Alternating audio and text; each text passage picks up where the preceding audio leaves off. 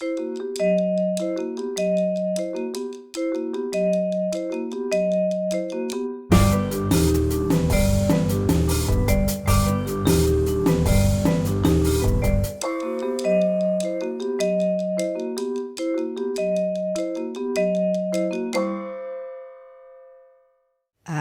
Style, a series of conversation on fashion design, photography, and much more that I conceived along with Eugenia Paulicelli, who's the professor of Italian and Comparative Literature and co-director of the Concentration of Fashion Studies at the Graduate Center at CUNY.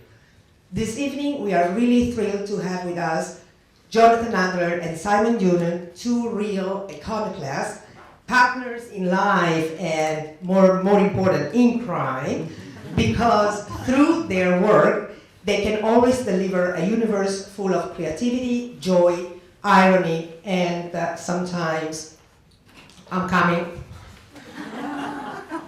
I lost my thread. And sometimes irreverence, which I actually love. Does it work? Yes. Can you hear me? Yes. Jonathan Adler is American #1 celebrity pottery maker and a whimsical interior designer. He penned several books, including Jonathan Adler's Prescription for Antidepressive Living, a visual feast of his aesthetic vocabulary. Simon Doonan is the creative ambassador of Barneys, New York, the uber-trendy specialty store for which he previously created gazillions of unforgettable and powerful ironic windows. A CFDA award winner, Doonan also writes a regular column for Slate and is the author of numerous books. His next volume, Fashion Asylum, will be published in September 2013, so get a copy in advance. Thank you, everybody, and join me in welcoming John and Simon.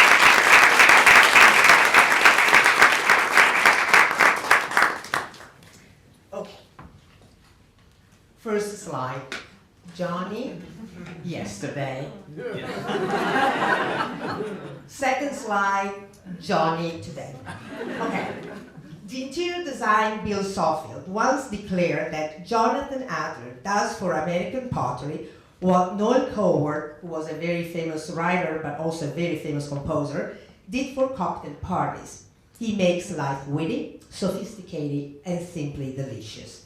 So the first question for you, John, is how did your fascination with pottery come along, and how did you start it? Well, actually, I'm glad you showed. Can you guys hear me? Yes. Yeah. I'm glad you showed that first slide because that was really the beginning. I fell in love with pottery at summer camp, and I knew the second I touched clay that I had to make it my career. Which, if you can imagine, is a ludicrous idea because it's virtually impossible to make a career out of clay. And, luckily, I proved to be unemployable and had no choice but to make it work in clay or bust. So I did, and it's been a lifelong love affair with clay, and it continues to this day. And I wear white pants because I work in white clay, and you can't see it when I'm covered in clay. Okay, let's see some Jonathan's creation.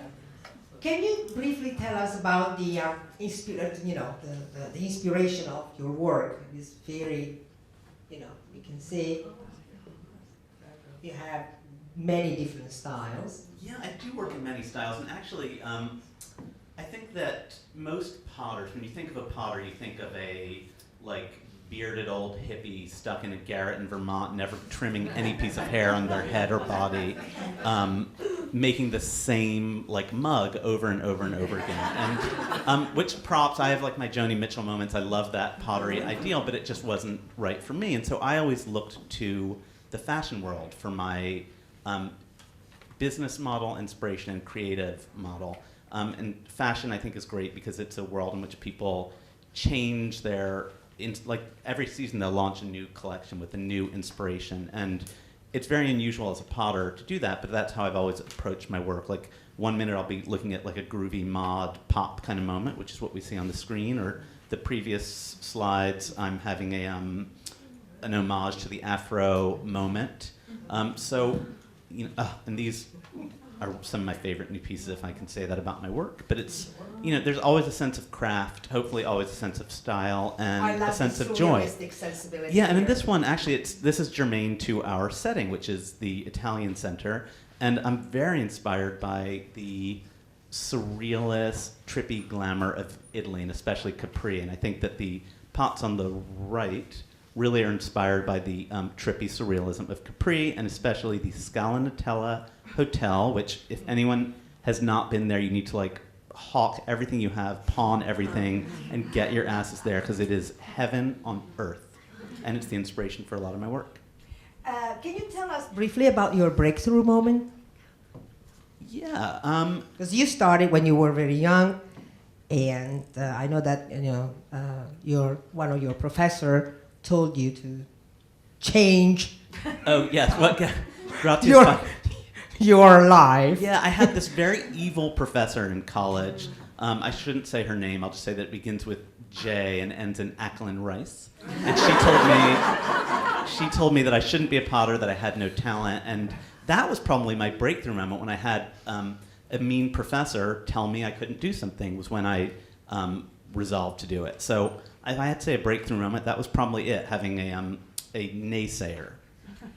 Okay, and now is your time. You have to pass, because we only have 3 microphones, so we have to. No, you stay here, and you're gonna do that. Okay. I guess we can tell who's more important by who gets more mic. No, we actually divided the questions, and you have set a question equally to Simon. So let's see. Simon, you are a legend for many of us because you redefined the window dressing. That of course has a long history since the birth of the department stores. And this idea of the fleeting, capturing the fleeting moments. But you really redefined it. And I would like to ask you to start this conversation. How does that begin? This passion, and then maybe. Does it work? Oh, does it work? Oh, it works. Does it work now? No. Here, why don't you take this one? Does it work? No, maybe you need so technical problem. Okay. So now we have 2. Right. So can you tell us a little bit about the beginning? It works. We have some it works. About this passion, and also we have some slides here from the Maxfield. Yes. So I was born in this little town called Reading, which is near London. It was a bit grim in the 50s, and I didn't really know what I wanted to do. And after college, I got a job, believe it or not, in demolishing these demolishing public toilets, and it was horrible. So I thought I should go work at the local department store, because there was a department store there that was very "Are You Being Served?" like that show. So I got a job there in the clocks and watches department, and the display people. After a while, it was a recession. There weren't that many customers. It was boring. So I thought, well, the display people are having fun, and what they do looks relatively easy. They're just sort of tidying up, like arranging things into groups. So I thought I should get into display, and I was very lucky to have a gay best friend, and we moved to London together, and he got a job at Heels, and I got a job at Aquascutum, and I sort of talked my way into an entry-level display job. So that meant I was carrying ladders and painting the walls and changing the light bulbs. And I thought, this is good. You're busy all day. Anybody can do it, really. It's really not very skilled. So I thought, good, display, because I was very focused, as people were back then. In the 70s, we were tremendously focused on having fun and what we were wearing. Now, young kids are very vocationally driven, and I feel bad for them because they're so worried about their careers. Really, I just needed subsistence money. So I had this display job, and then after a while, I started to get interested in it, and I And to make extra cash, I did freelance jobs. And some of them were in shopping malls in North London, like Brent Cross. Some of them was kind of very pedestrian, and some of them were groovy. And I had this great freelance job working for Tommy Nutter. And in Savile Row, right? Savile Row, and he was famous because he made Mick Jagger's wedding suit, the white suit that Mick Jagger got married in. And so there I thought I could do subversive and fun windows. I thought that windows are there for the public to see, and I started to experiment with doing provocative, cheeky, attention-getting, because it was a little shop on Savile Row, and I could play. It wasn't like Aquascutum was very conservative, so it had raincoats with the hems wired out and these very conventional props. So with my freelance jobs, I could experiment. So I learned, when I was about 25, I started to have fun with it and try new things and do cheeky things. And then one day, this bloke came in and he said, "Oh, you did that nasty window with all the stuffed rats in it?" Because I did this window I found these little stuffed rats, and I thought, they're so cute. And I put them all in the window with these tuxedos. And he said, "You did that window, that's so sick. You should come work for me in LA." So I went to... One of the craziest place in the world. And this is the window. So yeah, I remember going home to my roommate and saying, some bloke came in and offered me a job in LA, and my roommate said, "Where's LA?" And I said, "I have absolutely no idea what you're talking about." No, we were so feral and so out of it that we really didn't know where LA was. So I just packed my bags and got on a plane and went to work for Maxfield, where they paid me $100 to change the windows every week. There was a budget of nothing. But I would do these fun windows. Can you tell us? I was terrible at documenting them. I had an Instamatic camera, and I think these are actually Instamatics. And they were, I started to do things that were topical.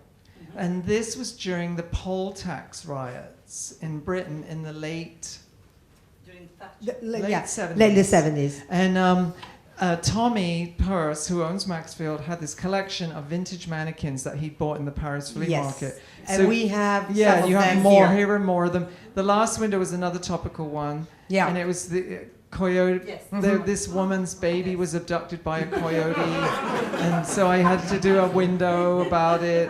And remember, I was like 27, and it was the punk era. So you could do stuff like that without people going insane on the internet, and so these mannequins were incredible. They all had glass eyeballs. They were very haunting and strange. It was hard to do a bad window with these mannequins. You could basically, that's Easter, 2 mannequins smashing eggs onto plexi. So I could do, it was very free, a sense of freedom, fun. This is my canvas, I can have fun with it. And I did it for 8 years. At Maxfield. And so that's like a window every week. That's something like 400,000 windows. And how the people actually reacted. I mean, especially there, because it's a kind of crazy scene. No, they mostly very positive. It was back then, LA wasn't groovy LA the way it is now. It was very much like people went there and they never came back. It was like a black hole. It was before, the LA in the 70s was like not like it is now. I literally went there and I thought, well, that's it. No one flew back and forward and none of that. And they changed the windows every week? Yes. So some of them I quite did were dreadful. I can't think I believe they didn't fire me because they were changing so often. Like you're seeing the ones here that I'm prepared to present to the world. Okay, now. I rambled on for hours then, didn't I? No, it was fascinating. I just have following this idea with Jonathan. How do you create and assemble? We talked about the portrait at the beginning, but the sense of a lifestyle in this. If you can comment for us, how do you assemble the furniture and the other objects to create your idea? Yeah, like I started out as a potter, and now kind of design everything for the home and other stuff too. And it's been a completely weird journey, but it's been a long journey. First of all, I've been at it 20 years, so I think of myself as an ingenue, but I am not an ingenue. And I suppose that I've done it gradually, which I think is important to note, that it takes a long time and a lot of effort I work really hard, so that's the most important thing, that I work hard, and that's how I've done it. But also, I suppose in my quest to be authentic to myself as a potter, I also wanted to build a business, and I wanted to have kind of a Jappy lifestyle, because I'm a Jap as much as I'm a potter.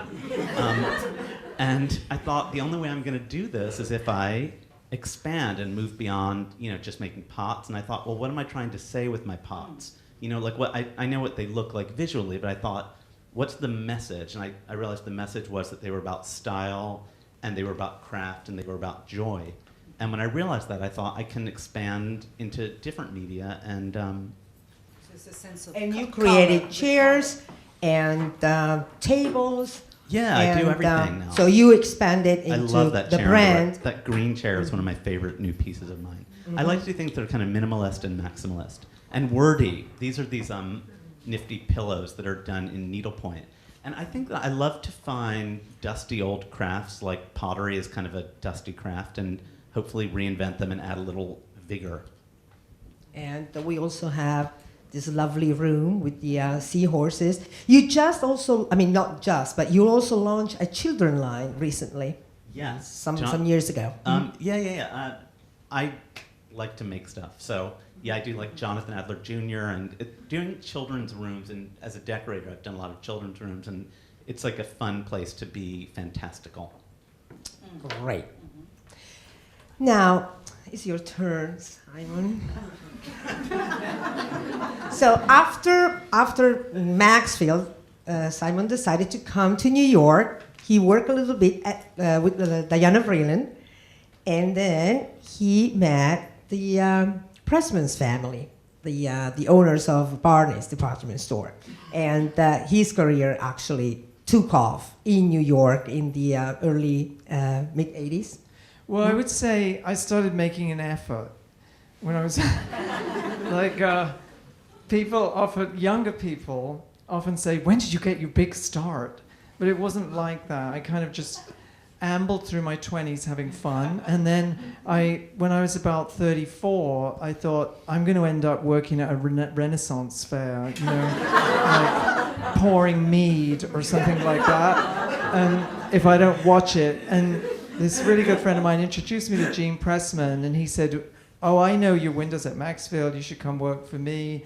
And so I took a full-time job, and I had to supervise people, and it was great. But it's with Barneys, it's with Barneys that you became famous. And I would like to ask you a couple of questions. The importance of the window dressing in the retailing world, and the difference of your work at Barneys compared to Maxfield, just to start. Well, the good news is it's not important at all. There was a time when windows were the primary mode of communication to the consumer. Think of your local fishmonger, fresh fish in the window, there it is. You think, oh, okay, we'll have to serve a sole tonight. And that's how stores operated. You had to put it in the window. That was the primary way of communicating with your consumer. And then that ship has sailed, though. I could see during the 90s, the interest in windows starting to diminish. More and more stores have open back window. You look into the store, there's things in the store, people that you want to see, touch, be part of. So I think windows are, even now, less important. They're sort of they're part of marketing, and they're a way of augmenting the image of a company. Yeah. They don't really do much in terms of sales. So if we do a shoe window and put a ton of shoes in there, yeah, you're going to sell some shoes. But they augment the image of the company, just so they have to be on message. Mm-hmm. So Barneys, I always tried to make them eccentric, glamorous, intriguing, you know, and that was in aggregate, if that augments the image. Because in fact, I think the windows, I mean, the beauty, and what to me is also one of the most interesting things is that they are not really narrative in the sense that they define, so they go beyond. I mean, there is this idea of going beyond this relationship between, you know, what you said about the fish, you know, manga. So it's this idea of creating an experience, which is, you know, sort of a different kind of experience. What do you think? Well, I was always very focused on I'm more of a carny. So I'm, rather than an artist, I don't think particularly like an artist, I'm more of a carny. I think, what do people want? What do they want to see? I was fortunate to work at Barneys when Barney Senior was still there, and he was that way too. What are people, what's exciting to them? So I always operated that way, like, oh, everyone's obsessed with Andy Warhol. There's 2 documentaries coming out. We're going to go to Andy Warhol later. So, you know, then I would do, so whatever would resonate with people. Whereas a lot of fashion people don't necessarily think that way. They think, oh, what do I like? What's piquing my interest? So, you know, I'm not saying one way is better than the other. I'm just saying how I always thought more like a carny, like. Sure. I mean, I'm going to step in because he's been taking up a lot of time, and I resent that. No, I think the thing about Simon is that Simon's a populist, and I think the thing that makes your windows great is that you approach a really haute topic like high fashion and super expensive stuff with a populist sensibility. And I think that's something that you have always brought to window dressing and to your writing. Thank you. Yes, it's true. I agree. Yeah, I was always horrified at the idea that I would do something that people didn't know what they were looking at. And I got that from Diana Vreeland. Oh, yes. Because when I worked with her on this exhibit, and she would say very un-PC things, but they sort of stayed with me. One day she said, if a 7-year-old girl from Harlem comes to the show and doesn't know what she's looking at, we're all wasting our time. That was, you know, she wanted everybody to understand and engage. It wasn't a game of elitism and being obscurantist, and that didn't float her boat, and I'm the same way. But a lot of people in fashion, they really want to be obscurantist. They want to obscure, and it's good to have both, you know? I think that's something that we talk about that a lot. We always talk, like, the word obscurantist is really a fancy word, but it's a word we throw around a lot because I think that as both of us look at high fashion and the art world, it's full, like, often the way to be taken seriously is to be kind of dour and obscurantist, and I think that's something that we both sort of reject at our own risk. Can I ask a question?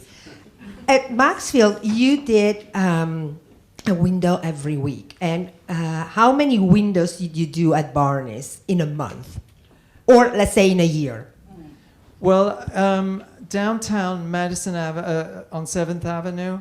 Where Barneys used to be, a lot of young people, they don't remember that Barneys used to be in Chelsea. To be down a big store. Wonderful location. Yes, love that store. They would change every 3 weeks, and then the windows on the side would change every week. So it was like a whole horrible conflagration of, oh my God, those shadow boxes the jewelry buyer wants those to change every week. So it was a lethal combo of stuff where something was always changing. So that's the thing I loved about window display. It's not constipated. It's very ephemeral. Even if you do a crappy one, no one remembers it's gone. You know, it's very forgiving. It's a very forgiving. That's why I'm always so amused when people say, oh, well, I'm sure you helped Jonathan with his design. Because what we do is so unbelievably different. And his is so precise and mine's so forgiving and ephemeral. And yours is, you know, it's there forever. Yeah. This idea of the ephemeral, I'm just curious, since you mentioned your work with Diana Vreeland, how do you see, for example, the difference between putting, this window, so building this window, design the window, and an exhibition or an area of an exhibition? Do you see any kind of relationship in that? I think I've done quite a bit of exhibition design, and Terry Mugler did his 10th anniversary. I worked with him on that years ago at Otis Parsons. I worked on the Warhol look at the Whitney. I've done quite a lot of exhibition design.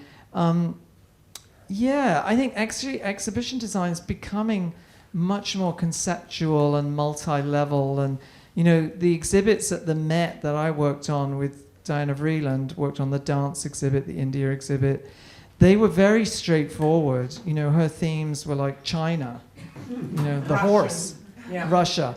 Whereas now there's conversations with Mucha Prada and layers of things. And, you know, I think that's good. They're more complex and using technology, and things have to evolve. They can't stay the same. But I'm more at home with a hokey diorama. I'm more of a hokey diorama person. Okay, now it's time for Johnny, because otherwise he's going to get, you know, kind of mad. Okay, I want to ask you about your manifesto. Style, Craft, Joy, but I also printed out your manifesto that is, I think, is still on your Green Street boutique. Do you want to read some of it? Because, I mean, every time I'm in a kind of blue, you know, kind of... when I feel blue and I'm kind of sad, I always go there and I feel happy immediately. So read it, because it's a wonderful injection of optimism. Yes, well, I'll tell you, when I first met Slyman over here, which was 18 years ago, when he met me, I was like a kind of feral potter. I think that's what he thought he was getting. He didn't realize he was getting an ambitious Jap as well. But so I was like a feral potter, and I remember at the time I was saying to him, you know, I've got to like get out from behind the wheel. I was like working super hard and covered in clay, and it was very grueling. And so we were having dinner one night, and he said, well, all right, what are you trying to say with your work? And I said, Style, Craft, Joy. And then he said, well, you need some marketing material. And I said, I know, I'll do a manifesto. And he said, okay, well, why? What do you believe in? And then I just, like 18 years ago, wrote this manifesto over dinner. And I'll read you a few snippets. We believe that your home should make you happy. We believe that when it comes to decorating, the wife is always right, unless the husband is gay. We believe in carbohydrates, and to hell with the puffy consequences. We believe minimalism is a bummer, which I do believe. I'm a maximalist. My design work is very minimalist, but my decorating is maximalist. We believe handcrafted tchotchkes are life-enhancing, and we believe tassels are the earrings of the home. That's just a snippet, but I think that it's great for any designer to take the time to think about what they believe in and what they're trying to say, and I still stay true to my manifesto. Yes, actually, there is another quote that I actually love it as a woman, and I believe in irreverent luxury, and I believe that our lamps make you slimmer, which is, for me, you know, hilarious. I like to lie. I tell people that my lamps and mirrors make them look younger and thinner, and I'll do anything to, you know, sell something. Jonathan also wrote different books, but the first one that I mentioned you before is a prescription for antidepressant living. Is a manifesto, a real manifesto of his aesthetic. Do you think that with your book, we can throw the Prozac in the garbage and be happier? Do you think that, you know, interior design can heal, you know, some depressions or some, you know, swing moods? Yeah, I do. I definitely believe that your environment has a huge psychological impact. And, you know, I always think at the end of the day when I'm going to, you know, about to kick the bucket, I want to look back on a life filled with like persimmon breakfast rooms, not, you know, a beige haze of nothingness. So I really believe that like design can make your life memorable and can be life enhancing, and that's kind of what I strive to do in my oeuvre.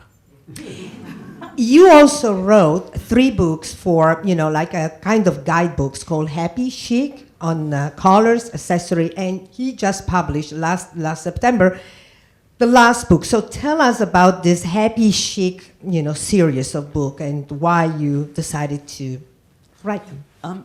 Yeah, I guess I have kind of a missionary zeal to spread my design philosophy, and I don't know, books. You've got to write a book these days. Like, I'm sure everybody out here has, written 85 books. But your book are really useful because when you look at them, you can see how I can actually have a wonderful room full of colors, and I can pair it with other pieces. So I think that you are a kind of you have a kind of educational mission.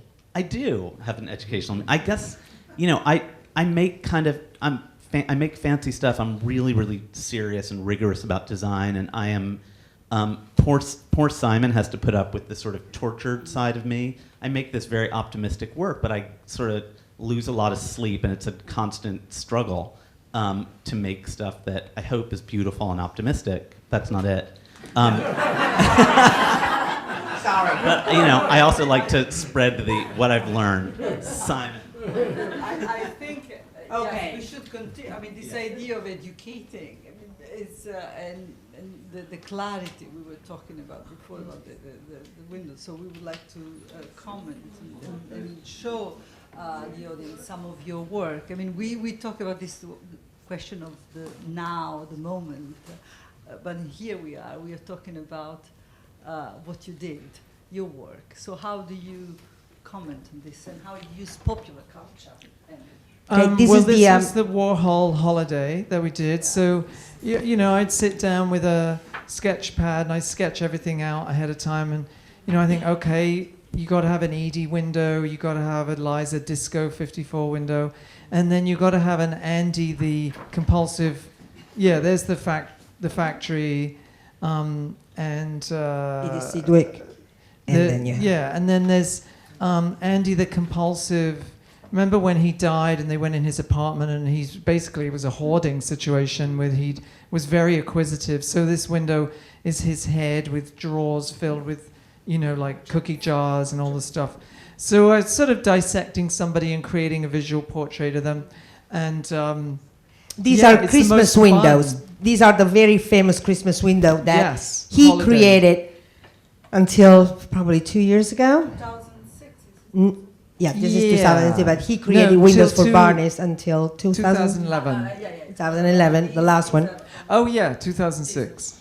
It was the year there was a lot of talk about Warhol, and his values were starting to skyrocket, and there were 2 Warhol documentaries came out. So I thought, oh yeah, Warhol, War Holiday, get it? That's the year we did share, because the holidays are for sharing, right? Yeah. See, there's nothing like a bad pun. But also you use, and the other interesting. We have the living. Oh, that was when, Different decades. Yeah, that was when reality shows were beginning, and I thought, I want to put live people in the window. So we did an homage to every decade, 50s, 60s, 70s, 80s, and we got these FIT students and dressed them up, and so it tried to epitomize the decade. And people love stuff like that because they say, oh, my mum had one of those, or I had one of those, or yes, I used to. Mario Boita did our. The 80s was challenging. But Mario Boita actually collaborated with us on that and loaned us the chintz and advised me about it. It was really hilarious. When did you start thinking normally for the Christmas windows? How much in advance? Well, the Christmas windows, in terms of, because at Barneys, I was in charge of advertising, PR, aspects of marketing, like the CPS system, all kinds of turgid things that I've never discussed with people because they think of me as being the window person. But so the windows was like my fun, but people think that's what I was doing all the time. Most of the time I was like trying to figure out how to get more money to hire some more people in the advertising department. Or, I was an executive vice president, so I had a lot of corporate responsibilities for many years.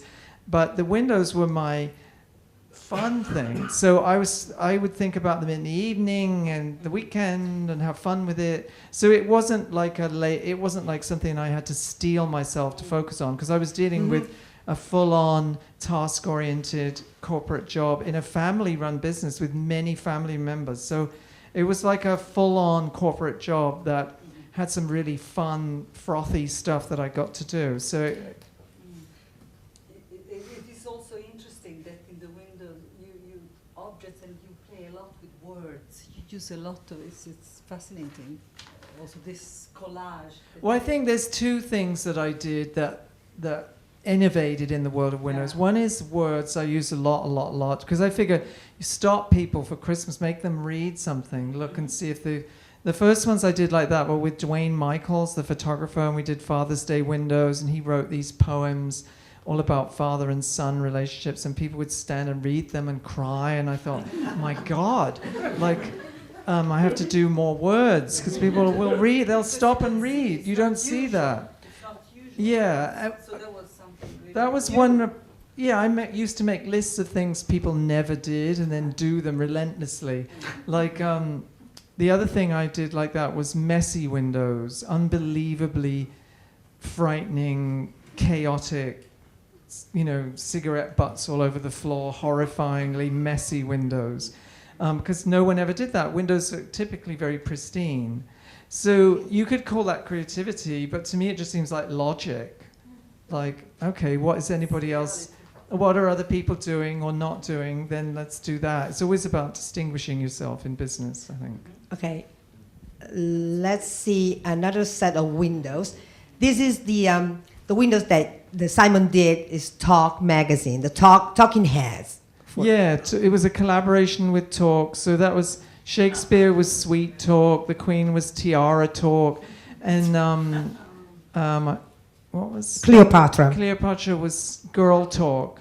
So they were all made out of other things. That's something I always like doing. Like the Queen's made out of makeup sponges, and plastic. Her lips are all made out of fake nails and stuff made out of other stuff. People find that very intriguing. They stop and they're like, "Oh my God, look! Her entire face is covered in bottle tops." But or it's so also that's very engaging. But it's also interesting that this window, you did this window the year that the magazine Talk was launched.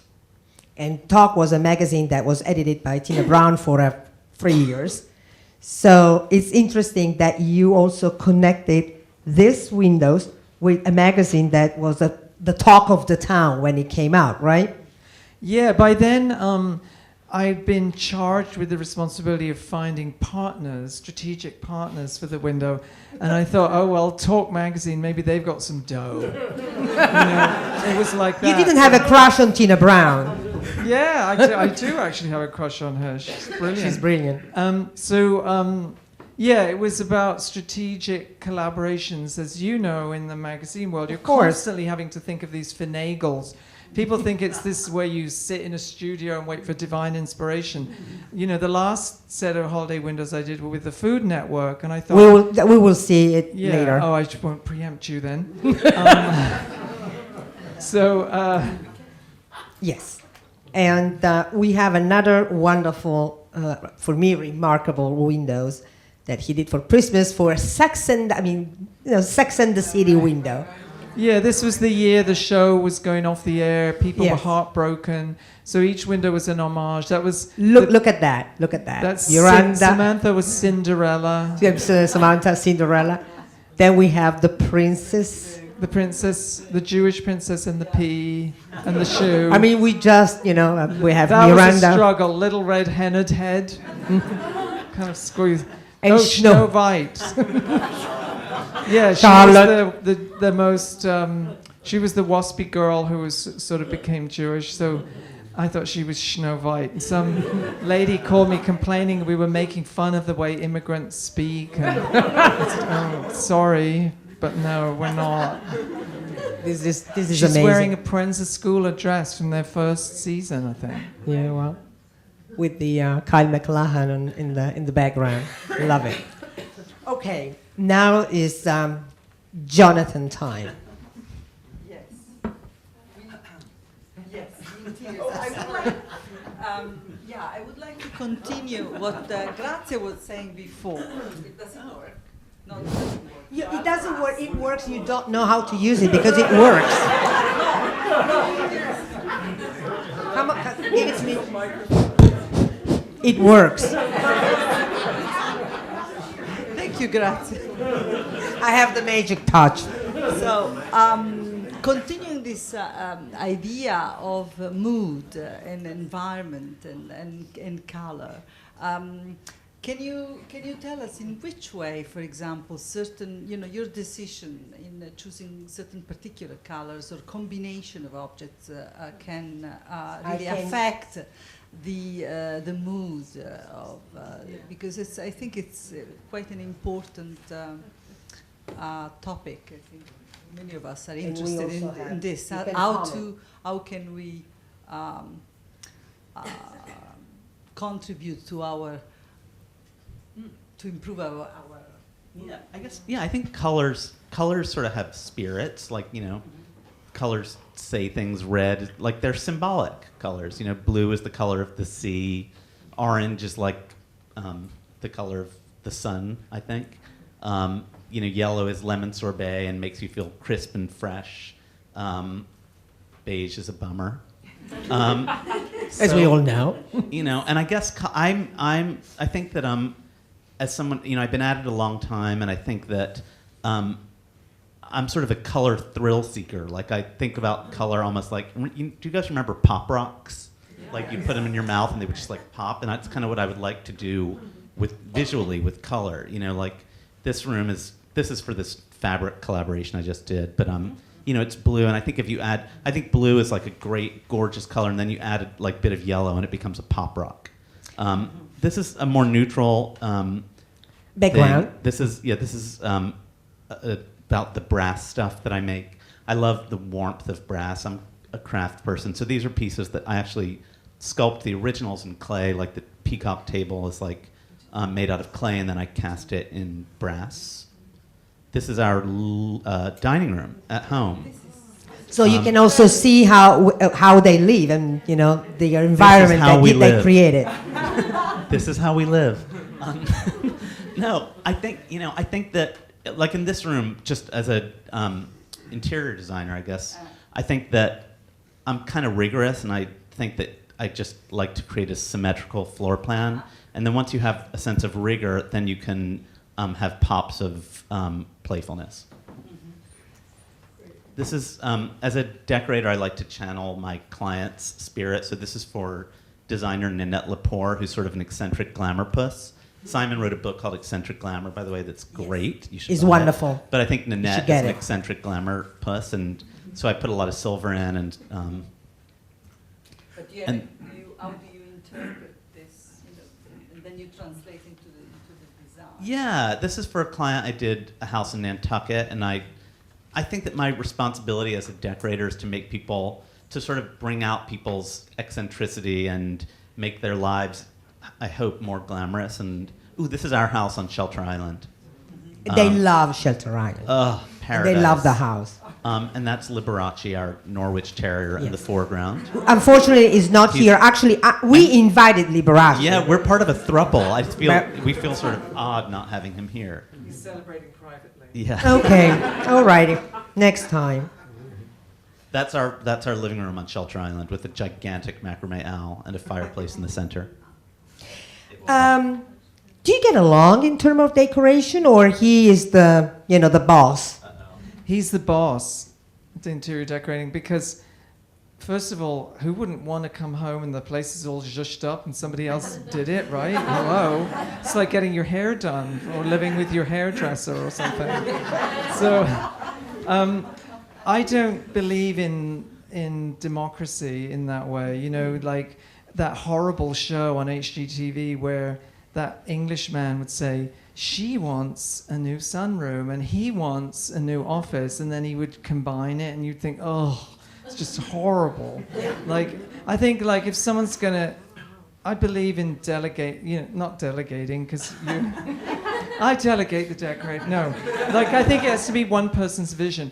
And when he got more involved in decorating, I would say, what about if and he'd say, nah, no. That's not happening. I thought, all right, if somebody's got an opinion, good. Run with it. So, but I think we're both used to just chaos and mayhem, and we kind of roll with the process. So yeah, it's totally cash. Had one of those, Yeah. Queenie disputes where you're both watching an obelisk and playing. No, you get along pretty well in that. It's, yeah. I love, what Johnny does I could never do, and I'm, mesmerized by it, and astounded that he went from being this potter to having this broader vision. I think it's very groovy, because, I think people like to think that we're both very similar, but we're actually so different in our, I'm making a papier-mâché effigy of Tammy Faye Baker. God knows what that house would look like if it was up to me. Okay, Simon, it's your turn again. Oh. And it's the Green Holiday. Yes. So Oh, yeah. we talk about Well, one year, Julie Gilhart, who's our fashion director, she said to me, well, can anyone decide on the holiday theme? And I thought, oh, God, here we go. And she came up with this idea of a green holiday. And I thought, this is so annoying. I'm going to strangle her. Like, what am I going to do? Like, polar bears drowning? Like, what? What will it be? But she was 100% right. That was the year when green entered the conversation, and I said to our CEO, Julie's pushing this green idea, and he said, yes, I know, and I agree with her, and I was like, grrr. So he said to me, do what you always do, have fun with it. And as soon as he said that, I thought, right, of course. So we did Rudolph the recycling reindeer, all made out of tin cans. Here are the heroes of green, all on a tree, all the people who were like signing up for the green movement. And they were actually great windows. Were they very green? No, not really. Especially, initially I said to everyone, you have to go down to the Bowery and buy huge bags of cans from all those bums and people down there, because we need to use recycled cans. And they would bring them back, and there would be mice and rats in them and horrible water bugs, and people were getting sick. And so we thought, no, we have to use... So we started buying huge crates of cans from Costco. So it wasn't very green at that point. And then this film crew came into the studio, and there were like 10 freelancers pouring Coke down the sink and using these cans. I said, we're getting all the cans from recycling centers around town. Pay no attention to the people behind the curtain. Yeah. So, but it was, they're actually some of my favorite windows. So props to Julie. She was right about that. Okay, Simon also touched in his career, some topics on politics and things like that. So this is just one, because otherwise we have too many slides to show you. This is his farewell to Mayor Giuliani in 2001. No, it's not that. no. Here. Well, this window, the eyes actually lit up, so he doesn't look quite such a corpse in the... But it was right after 9/11, and keep in mind, 9/11, September 11th, and then within weeks, we're putting the holiday. We're already full production on holiday. So what do? So we weren't sure what to do, and that would when he was sort of very take charge and had steered people through this terrible experience. So I thought that was also the last year of his mandate, I think. And it was it's a farewell and also a recognition of how he kept the city together during the tragedy. He said, we've never been prouder, we've never been stronger, and then we put that in the window. And there people were, some people are not fans of his, they were, we had to wipe off the occasional bit of spittle off the glass. But any controversy that I got myself into was always inadvertent. When we had that Tom Sachs nativity in the window, that was this small nativity, caused all this controversy. That was completely unwitting. We actually had 400 art pieces, all different in the window, and this one thing caused a lot of controversy. In retail, you don't court things like that because you're trying to sell people things. You're not trying to annoy them. So you didn't have any problems for this royal treatment? Get a royal holiday? The royal holiday. The royal family. That was Prince Charles is in the bath with a crown on, and that's Camilla. Albert Elbaz made a bathrobe for her. And then there's Prince William's on the toilet, the throne, and there's on one of the toilet rolls it said the heir and the spare. But let's see how he developed a sort of narrative in this have a royal holiday. We have the royal family, and then we have Liberté, Égalité, Saint-Tropez. This was Olivier Taskins had just become. I think he wasn't a. I don't know where he was. Was he on his own then? Yeah. No, it was. No, it was Rochas. Yeah, and he. We said, "Oh, can you make us this stupendously wide panier like a la Marie Antoinette?" And he made this huge thing out of.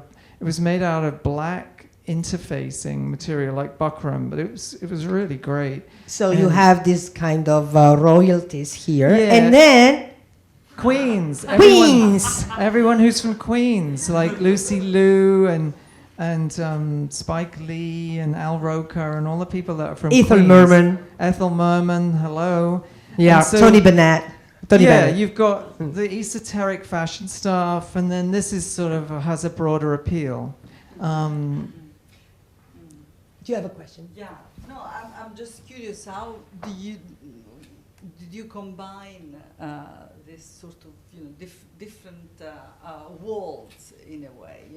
And sarcasm. I think it's great. That you sort of twisted the story there. In terms of the celebrity deconstructing. Making caricature. Do you think there is a certain sensibility from your part, which is different from the American sensibility? Yeah, definitely. I mean, my parents used to subscribe to Private Eye magazine. They were just deeply skeptical people who grew up taking the piss out of everything. And Monty Python, Private Eye, like growing up in that everything was up for being debunked, any pomposity. So yeah, any pretentiousness, blah, blah, blah. So yeah, that's definitely the way I was. So the part of fashion that is very esoteric and pretentious is always very hard for me. When I was in charge of advertising, I love to work with people like Tim Walker, people that do Visionaire. stuff that's like unpretentious and sweeter, more playful, narrative-driven. That's why we did so many mailers that were stories. Like the part of fashion that is very that remote, like that is hard for me. I always want to make fun of that because it seems like. But now we have the foodie holiday. Oh so yes, this was foodie. one of the last one. It was almost the 2010 It was the last one. I did, yeah. So why did you go with this idea? Because the foodies were more important than the fashionistas. Yeah, I noticed that all our customers, as much as they might love, fashion and they were also equally obsessed with food. And I'm not. I don't understand the fetishizing of chefs and all that stuff. I would never watch the Food Network. I just wasn't. I barely could wrap my head around Mario Batali and this one and that one. But I was I think because of that reason, I thought, wow, people really. The foodie chef revolution, it happened in the 90s, and then it just got huger and huger and huger. And I thought, this is a perfect resonant topic. So this foodie fight window is actually one of my favorite windows. It's hard to tell what it's like, but they're all in there. Bobby Flay, this one, that one, Imra Lagasse. Yeah. I had to study and figure out who they all were and what their characteristics were, because I was so deeply uninterested in it. Because I think, but I recognize that people, it wasn't about me, it's what people are interested in. And the Food Network were incredible. They were a great partner, and you know what I'm talking about. Mm-hmm. They were a wonderful partner for us, and they put me on Iron Chef, and I ate those things and had like diarrhea the next day. It was sparkling wine was the mystery ingredient. It was really fun.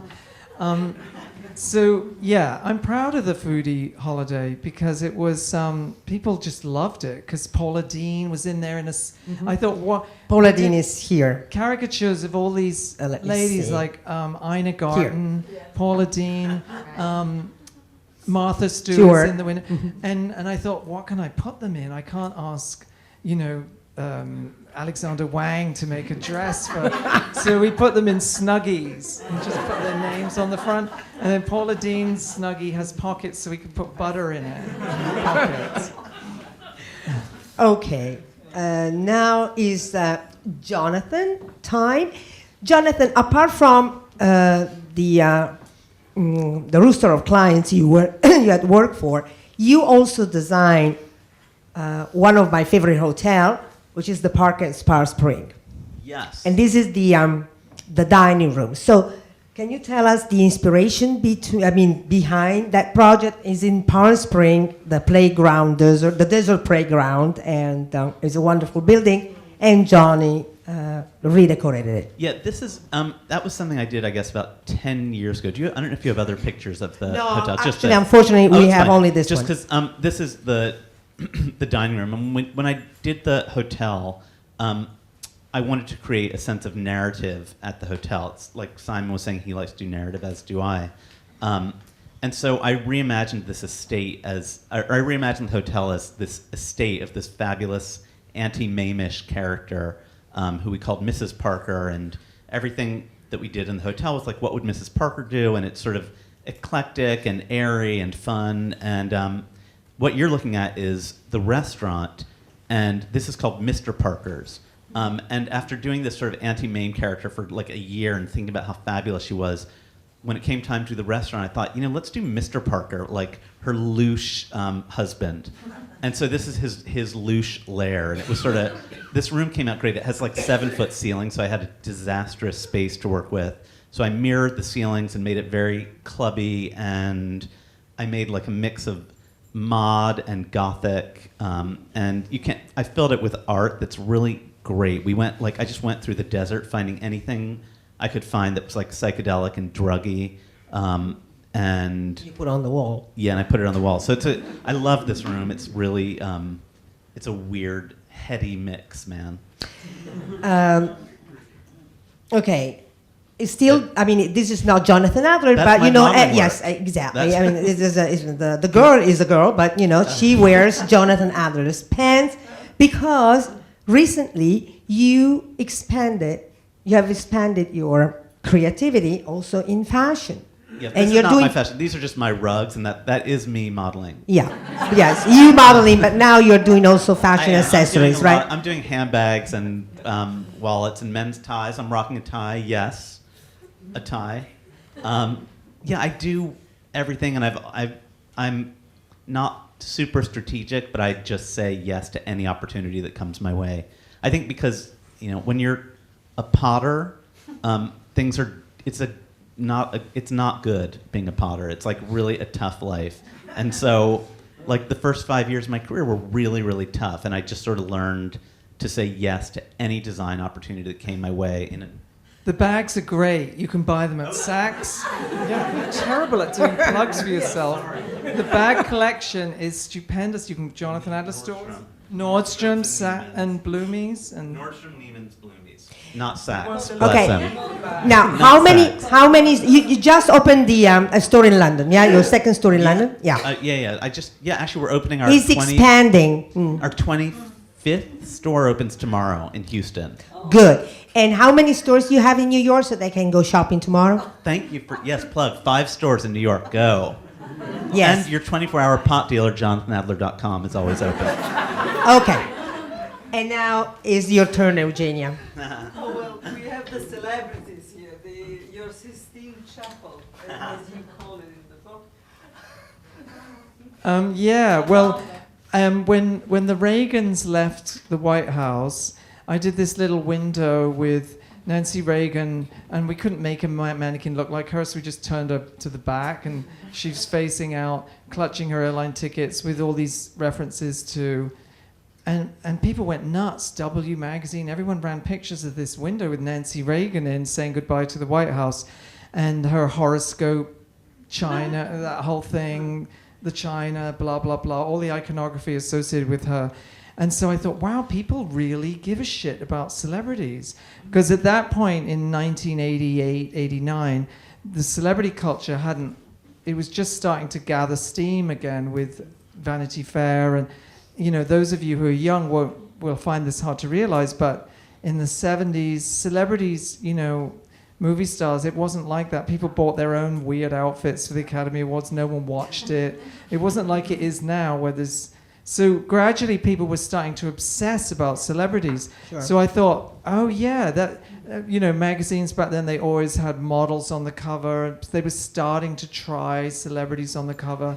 It was unheard of to put an actress on the cover of Vogue, So that's when I got into doing these celebrity caricatures. And Madonna loaned us her Gautier gold outfit from the Blonde Ambition tour. And when we got it from her, it had long blonde hairs in it, and we all fought over keeping them. That's it. When she did her sex book, we did that window of her running naked down 7th Avenue, and the book's disintegrating. Because remember that sex book with the metal cover? It fell Stephen apart. Meisel took the photo, the picture, and Fabian Baron did the layout. And they worked for Italian Vogue, of course. Yeah, it doesn't. They were, right. Yeah, Steven still does the cover stories, and Fabian Baron is the wonderful art director who redesigned the magazine when Franca Sozzani took over Vogue in 1988. I was there. My heyday. So yes, Madge. And when I did my book, I asked her for a blurb, and she said, "Thanks for making me look so ugly." That was her blurb. This is Joan Rivers. She was a huge customer of Barneys then because she had her talk show, so she was in the store every day getting outfits. So she was on Fox every night doing her chat show back in the 80s. And she's just an incredibly great person, if ever you've had a chance to meet her. She's so warm and cares about everybody and remembers everybody's name. Every seamstress in Barneys. She's just one of those truly generous, great people. And I asked her for some jokes for the window, and I can still remember them because they were so hilarious. Like, you can see the Pottery Barn logo from the window shop across the street. One of the jokes was, my idea of a stocking stuffer is Shelley Winters. and then another one was, another one was, 'twas the night before Christmas, and all through the house there was still nothing stirring under this blouse. Her joke was always that she never had sex. Yes, sure. Love her. Okay. Incredible. And that's her little dog, Spike. Those of you remember who died? But she's still incredible in this, the fashion police. Oh, wow. Yeah, she invented that thing of debunking celebrities. Yeah. Okay, last two questions, and no more photographs. And okay, John, the do's, the do's and the don'ts in the interior decoration for the audience. The mistakes that you should avoid, and the thing that you have to keep in mind to be happy, joyful, and chic, a la Jonathan Adler. I think that the main do is just go for it and don't ever care at all about anybody else's opinion. And just make design that's colorful and makes your own chakras tingle. I think you should just focus on your own chakras and their constant tingling and ignore everybody else and be bold and memorable. And the mistakes?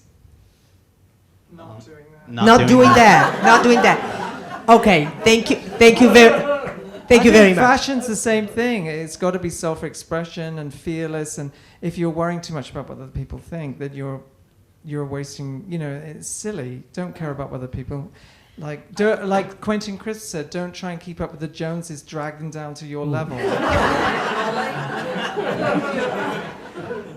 Your comments on the Oscar I read, I read. It's hard for me to write about the Oscars because I'm so indignant that those celebrities get given those dresses when they're the only people on earth that A, need them, and B, can afford them. So Correct. I'm in just such I a do agree. fury and a Yeah. frenzy of indignation. They should be supporting these young designers. You think it's easy for Prabal Gurung and all these people? Tell They us should be buying briefly. the dresses Yeah, for tell them. us briefly about. Conformity, certain conformity. Oh yeah, well, it's it went through a period of being kind of great and exhibitionistic with Bjork and the Swan and Kim Basinger making her own dress. There was a great period where, the guys from South Park showing up in drag and the chick in the gold American Express. We can all remember every single outfit because it was memorable, it was playful and fun, and then it became very self-critical. So now the point where like Anne Hathaway's sending out apology memos because her nipples were too prompt. Please, like really? Are you going to talk about all these things in your next book, Fashion Asylum? Tell us something, and then goodbye. Well, with Fashion Asylum, there's 25 chapters, 25 stories, and I tried rigorously just to pick the things that I thought would be funny to my dad. Funny to somebody who had a great sense of humor but didn't give a shit about fashion. So it's got to be, so it's not funny because, so-and-so said to so-and-so who said to Corinne Roitfeld who said da-da-da. It's just objectively amusing, hopefully. But it's like all of Simon's writing. This is going to sound, I hate to give him compliments, but here goes. It's genius, like all of his writing, and it's like poignant and funny, and it's great. And if your dad was alive, he would love it, and he would laugh. The last chapter, I'll tell you, is about informal modeling. Have you seen that thing where the chick walks through and she looks like she's lost her mind and she's holding a card that says something or other, when you're in a restaurant in somewhere and the chick, I always found that fascinating. That's why it's called The Asylum, because it's drawing certain parallels between, fashion is an asylum. It's a refuge. It's a refuge for people like us who really aren't welcome anywhere else and can only work in this crazy place. And it's also a lunatic asylum. So it's the two meanings of asylum. So to the asylum that we are in, thank you very much for coming. Thank you.